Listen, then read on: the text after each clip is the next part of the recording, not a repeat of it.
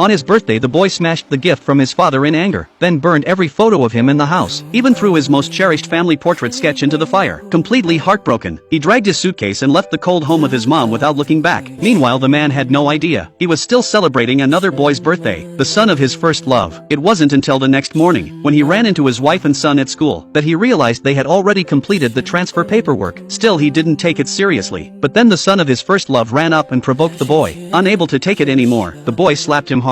The man immediately scolded his son, but the boy fearlessly shouted back, "You're not my dad. You don't get to control me." The man was stunned. He couldn't understand how this once timid boy had suddenly become so bold. But as always, he tried to threaten the boy, only to hear the boy coldly say, "This house stopped being ours a long time ago." The man froze. He raised his hand to punish the boy, but his wife stepped in to stop him. He questioned her, but was met with sharp accusations. Looking at how different his wife and son had become, he couldn't believe it. But he thought, if he just sweet-talked them a little, the boy would surely forgive him. So he took his first love son to the mall. Just as they walked in, he bumped into a major business client. As they exchanged pleasantries, the other boy suddenly stole a toy from the client's kid, and even shoved him to the ground. The man was shocked by the boy's behavior, then remembered a similar incident days ago, where the same boy had blamed his own son. He realized now, it had all been lies. Furious, he questioned the boy. His first love quickly stepped in, saying if he had let the boy call him dad, none of this would have happened. Then she scolded his son in front of him. The man couldn't take it anymore and walked away, but the boy grabbed his hand, asking for more toys. Seeing his spoiled and entitled attitude, the man was instantly disgusted. He flung his hand away, and coldly said, "Don't ever call me dad again," then left without turning back. Later, he thought of his wife and son, and wanted to send a message, only to realize he'd already been blocked. Assuming it was his wife's doing, he called his assistant, asking if they'd been to the office, but the assistant said he was the one who'd banned them. Suddenly he remembered how he'd always taken his anger out on them, and how he kept choosing his first love and her son over them. Guilt overwhelmed him. To make it up to them,